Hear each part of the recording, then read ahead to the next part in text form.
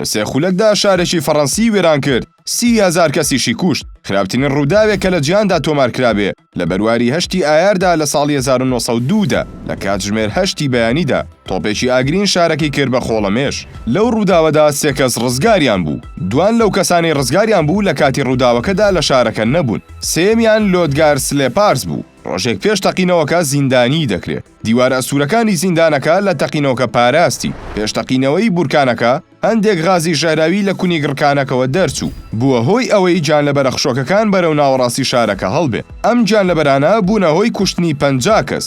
لەو بەروارەوە سانتیپێر کە بە پاریسی کاریبی ناونرا بوو، یەکێک بوو لە گرنگترین ناوچەکانی مارتینیک، بووە تۆپەڵێک خۆڵەمێش و بەرد.